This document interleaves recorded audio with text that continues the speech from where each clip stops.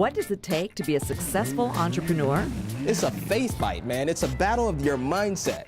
And so I want to win that every single time.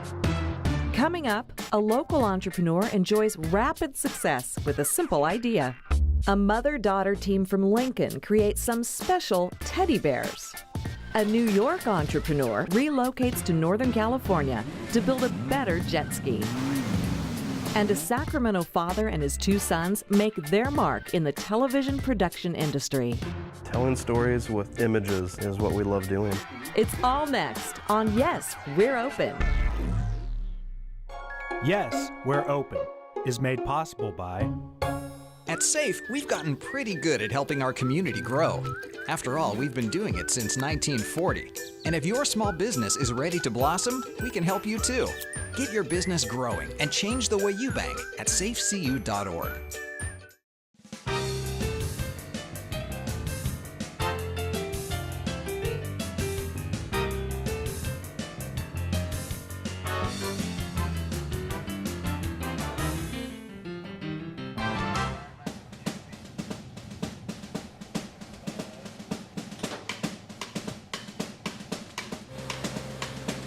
Graphics-wise, you guys got the rundown from Mo and everything? All hands are on deck. Stream is good. Speed is nice and strong. I think Frank Pravat and his two sons, Rusty and Dave, along with their crew of independent contractors, are preparing to shoot a live broadcast of a Sacramento Republic soccer game. But not only that, you've added some... Three, Don, come wide. Here we go, camera 2, camera 3, camera 6. A live broadcast is a mix between a finely tuned orchestra and torture. All right, here we go. Let's just bring us back on camera 1. It's fine for now. Micah, cue on. 7. Whoa, 7's broken. And it's beyond us. It's not my control. Rusty to Nick, camera 7 is down. 15 seconds. Red sound. He needs to get on headset right away. I feel an Emmy coming on tonight. What do you say? Anybody? Live broadcasts are no joke. When you're set to air, when 7 o'clock hits or 7:30, whenever tip-off is, you're on air. You're either gonna look like an ass, you're gonna fail in front of everyone watching, or you're gonna kill it. 1. Cameron Watson with his 2 goals. If you're good, we're good. Thank you so much. Live broadcasts are just a small part of what Franklin Pictures does. We are a commercial production house. That is our main focus. That's our target market, doing commercial spots for big brands. We've done stuff globally, nationally, regionally, locally. Telling stories with images is what we love doing. We're still rolling, and action. Today, they're shooting a promotional video for the Sacramento Kings. We're shooting over here with crazy backlight.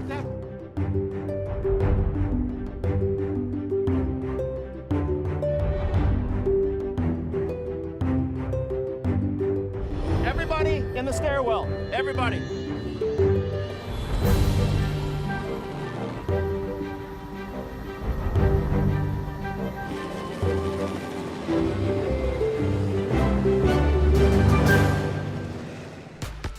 Franklin Pictures has clients across the globe, but the Pravats have a certain fondness for the ones closer to home. Our relationship with Sacramento Republic is a super special one. In much the same way we are at the Kings. We consider the Kings our family as well. They ask us to jump, we say how high. I'm not going to be jumping anymore. Yeah, you can't jump. Well, not for a few more months anyway. Yeah. When they say jump, I know. I don't say how high, I say my foot's broken.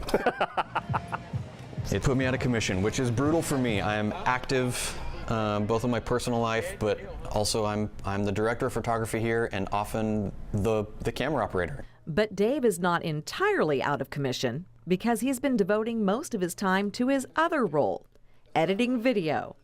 And speaking of roles, I'd say probably the title that's most fitting around here for me is really one of two. It's either executive producer or director. Train pulls up, stops. We're gonna let everybody off. I'm a relationship guy. So it fits really, really well with just my natural born talent of people. I love people. I love hanging out with people. I love doing things with people.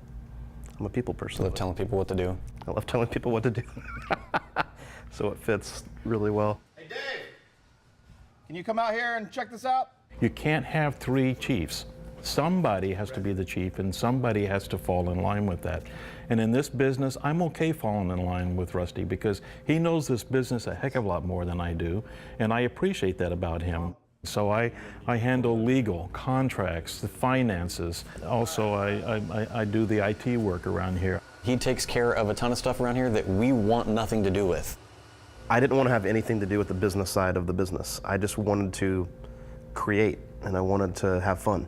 And so bringing him in, you know, not only was it the natural thing to do because he's dad and we've already been in 2 other businesses together, but it was strategic in that he had run several businesses very successfully leading up to that point.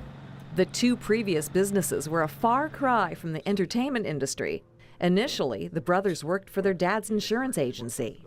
After several years of doing that, we just started to realize that pushing pen and paper every day wasn't really the most fun thing that we could do.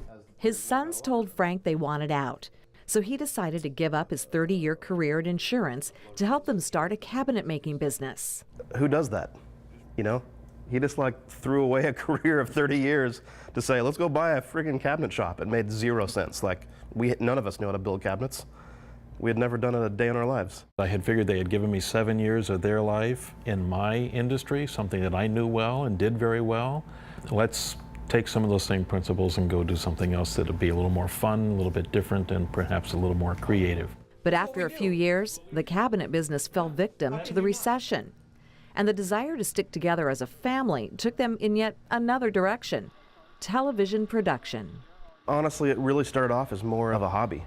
I didn't understand that I could make a living at this. I was really just in the background doing it for fun. We're striking all of this. Hold on. We got it. Okay. We're good. There are definite times where he and I specifically are at each other's throats on set. I think even to the point of discomfort to some of our crew people. Love that. Are you serious? I hate it. We're both really passionate about what we do, and we're both really passionate about how a specific shot needs to be pulled off. And he has an idea and I have an idea, and we have a really hard time communicating those ideas properly to one another. We don't speak English, we speak brother. Like, we are communicating properly, but in our own language. Despite the occasional butting of heads, the 3 of them seem to have finally found their niche. This business literally is a childhood dream of mine. I'm doing what I want to do, and that is to be in business with my family. Action 2. Look up. If I had really known in high school that I could do this for a living and make money, are you kidding me? There are options out there. Do what you want to do. Do what makes you happy. Do what you love. Definitely living the dream.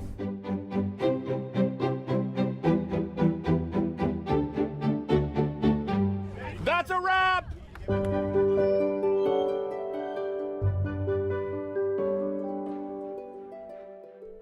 Entrepreneurs often face setbacks, even failure, but history suggests it's persistence that often makes the difference. According to legend, Thomas Edison tried 9,999 times before he finally got his first light bulb to work. When asked why he had to fail nearly 10,000 times, he replied, I have not failed. I just found 9,999 ways that do not work.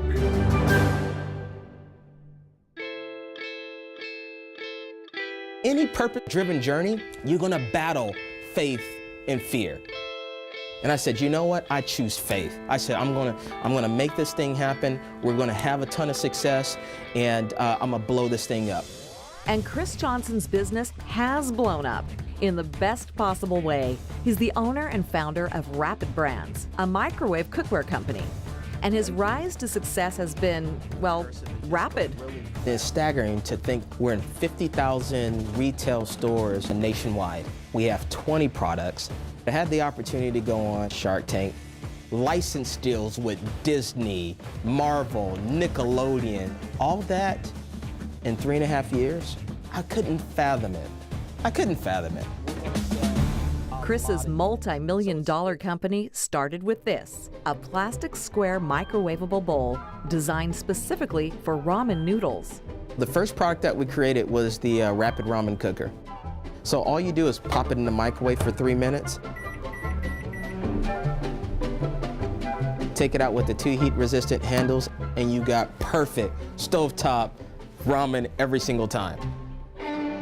I'm a college student's best friend.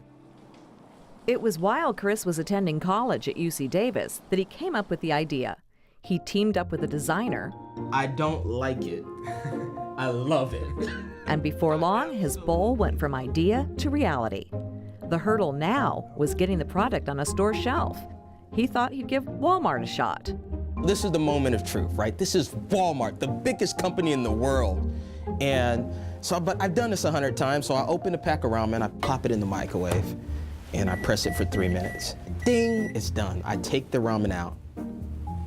I look at them. They're not done. And I'm freaking out. Like, I'm blowing my shot. I'm like, I say, hey, can you give me 1 more minute? So I put it back in there for another minute. Ding, take it out. I can see that they're done at the bottom, so I start giving them a nice little stir. And then he's like, I get the idea, and I put the seasoning in. I hand him the ramen. He takes a bite. He chews, and he finally looks up and he says, this is an absolute winner, and we'll go ahead and make an order. And I'm like, okay, thank you. And I'm walking out. I get to my car and I'm like, oh my gosh, I got Walmart. I'm going crazy. Just bananas. Freaking Walmart. Are you kidding me? This small little idea, and I got Walmart as my first retail customer. And so we started selling 10 orders a minute. And this is before I had a warehouse or an office. I didn't have an office for this company. My fulfillment center was my home. And then things just took off from there. Things ramped up even more when he was featured on primetime television's Shark Tank. The exposure of Shark Tank put us on a rocket ship. But Chris hasn't been riding this rocket ship of success alone. He's had his wife and kids by his side during this wild journey. I'm so proud of him, and the fact that he's still the same Chris that I met when he was 14 years old makes it even better. The key is that you're so present with that time with your wife and kids that they don't even notice. Now that's the secret. I make sure that I'm present. I'm there. He's touching a lot of people and inspiring them to get your ideas out. Like, don't sit around and wait for something. You got one life. It's not a practice run. Right? You gotta identify what that championship for you, and it's totally to your DNA of what you want. It's what do you want out of this one life that you have? It excites me that I could take such a small idea and turn it into something big. At its simplest element, it's a square bowl. And if I could do it with that, what other idea do you have between those ears that would create something really special where you're able to bless your family, bless your kids, bless your community, and bless the people around you? And so that excites me. Still ahead, we'll meet the mother-daughter team who's helping others keep memories alive through their handmade teddy bears. And we'll introduce you to a self-described adrenaline junkie who's invented a new kind of jet ski.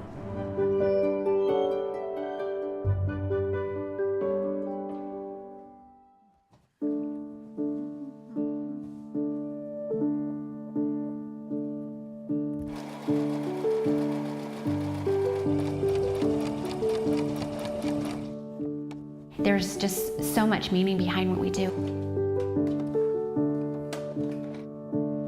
It makes us feel good, it makes them feel good, and it's a win-win situation. We create custom memory bears, and we also do novelty bears and memory pillows as well. Most of the bears that Jenny and her mom Susie create by hand are the memory bears, which are designed to remember the passing of a loved one. I don't know if anybody ever gets closure from a loved one passing away, but the memories, what we hope is it brings up all those happy memories for all the times that they did get to spend together. The memory bears are made with very special materials. We're actually using someone's personal items that have a ton of meaning. The item could be a shirt or a dress the person used to wear. It is tucked away, and it's something that you do forget. So if you take that shirt and you do make it into a bear, it's something that you can physically hold and love and see each day. If it's like a lady, sometimes with the perfume, the bear still smells like, it's got the scent from the person, and when somebody holds it and sticks their nose out, they're going, oh, it smells like grandma. With each bear, there's such a story, and that's really what we wanted, is to keep the stories going. The story behind this bear is Jenny and Susie's story. It's the bear that started it all. They call him their Pop-Pop bear. Pop-Pop is my husband's grandfather, and he had 5 great-grandchildren. He just had such a Spitfire personality, and you just couldn't help but just love him. He was so lovable. He was so lovable.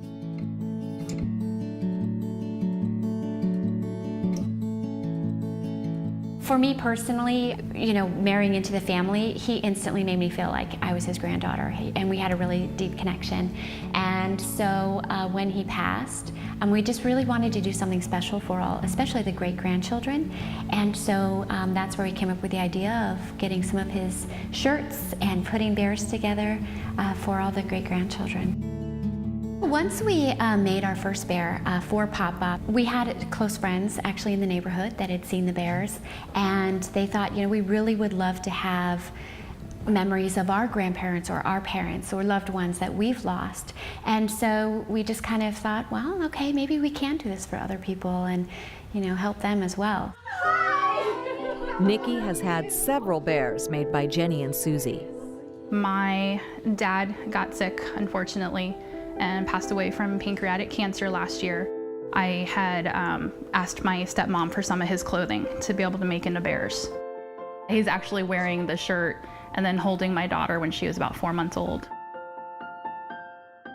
One of the other things that I really loved that they're able to do is match the eye color. My dad, like me, he had green eyes. She also had a bear made in honor of her grandmother. The material came from my grandmother's wedding dress, and the lace that are on the feet and the ears came from the top of her dress. The buttons that we have here are from the back of her wedding dress, and then they were able to incorporate some of the beadwork that we have here. We made that into a little necklace, and that came from the top of my grandmother's wedding dress as well. It was such that raw emotion that at the beginning of starting our business that really we just kind of looked at each other like, this is why we do what we do. It really makes us feel like we're helping someone through a difficult time in their lives.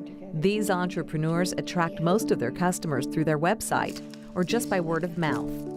Right now, they don't have any plans to significantly grow their business.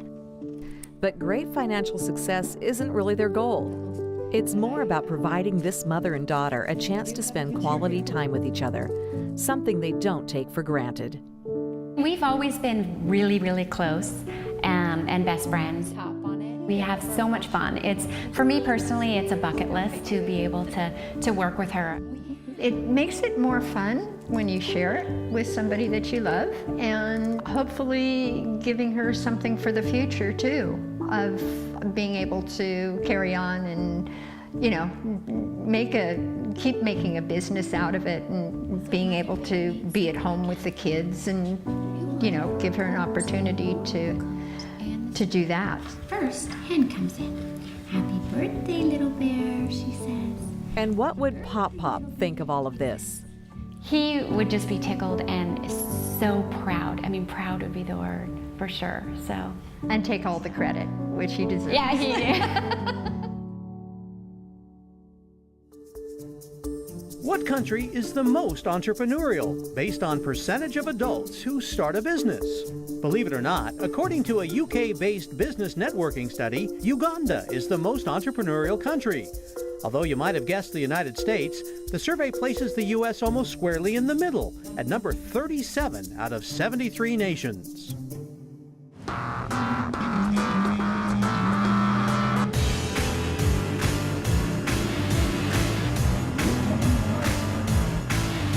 There's nothing like riding a stand-up jet ski. It is, people say, the freedom you get on a motorcycle. This is the freedom you get on the water. Jordan Darling is going full speed ahead into uncharted waters with his startup company, Freeform Factory. I've always wanted to do something with power sports and action sports. I've been in action sports, power sports my whole life, from four-wheelers, snowmobiles, dirt bikes, and I've always been an athlete. And I was always hands-on, always tinkering things, always fixing things. He's taken his love of tinkering and sports to a whole new level by discovering a new way of manufacturing jet skis. The goal, reinvent the sport he loves so much. Since the dawn of jet skis, how these watercraft are made has hardly changed at all.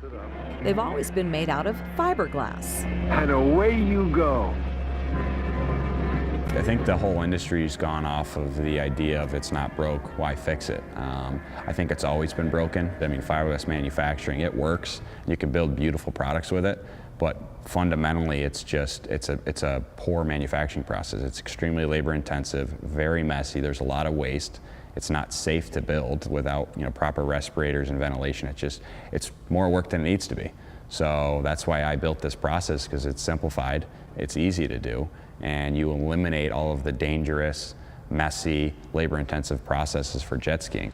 The process is called thermoforming, where plastic is heated to a pliable temperature and then formed to a specific shape or mold. In this case, a jet ski.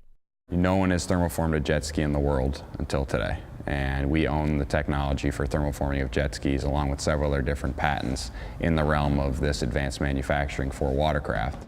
The result, quicker and easier assembly, and a much more durable product. The best part is testing the product. I mean, obviously, when you're riding your jet ski out in the ocean, you don't have to worry about running into a sledgehammer, but it really just showcases the durability of the product. And of course, there's only one way to determine how his jet skis hold up in a much more natural setting.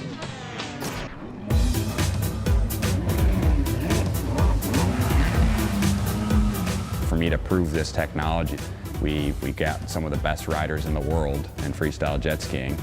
They came onto our team, and they beat the living crap out of it.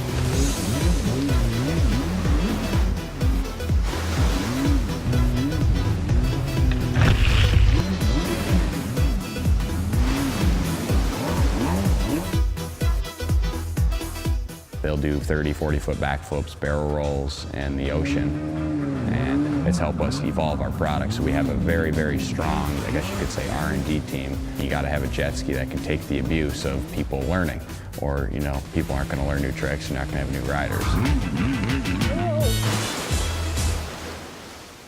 While his team of riders are pushing his jet skis to the limit, Jordan spends a majority of his time back in the warehouse, keeping the business running like a well-oiled machine. It's pretty much a one-man show. I have a lot of contractors and freelancers that I work with for certain ends of it, because I can't do it all. I designed the chassis myself, and we have a fabricator in New York who manufactures race cars that manufactures our chassis. We do all the final assembly, packaging, and shipping here, and complete units we build in our factory in California. He's also in the middle of transitioning his budding company and his life from his native New York to Northern California. I love New York, but California is just the place to be for a new business. New York did not understand businesses. I struggled to raise money, so we really need to be in an area that would support our business financially, have the right workforce, talented individuals, and geographically located in the right spot. So for 6 months, that was my focus, is negotiating with different counties, different cities, trying to get a relocation package to move my now growing business to a new location. Jordan found the friendliest reception from the Greater Sacramento Area Economic Council and the city of Rancho Cordova, who enticed him with a relocation offer he couldn't refuse. He was looking for a community in a region that could support him and respond really quickly. Within 48 hours, we had a relocation offer from California, extremely appetizing. They gave us everything we wanted, seemed to be very supportive, so moved to California in a week. Freeform and Jordan and what they're trying to accomplish is really what Sacramento area is really good at. It's brand new applied science. It's applied locally, meaning the research and development of a product is going to be done here. They're taking a material that was developed, doing something brand new with it, in their case, the watercraft, and being able to put it on a river, 335 days a year within 15 minutes of the operation. The impact our technology could have in other industries like aerospace, like the military, like the transportation industry, that's what excites me. Once we get past that, it's just endless of where we can go after that. For Jordan, freedom is the key. It's the freedom. And the reason why I picked Freeform is we're creating freedom on the water. Entrepreneurship is all about freedom. Our jet ski is about freedom. We're going to start here small, we're going to grow here.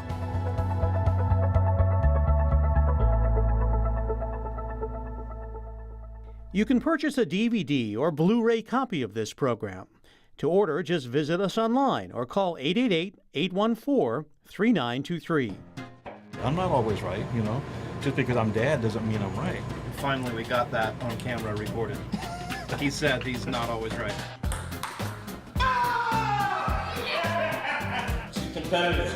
I'm a hawk.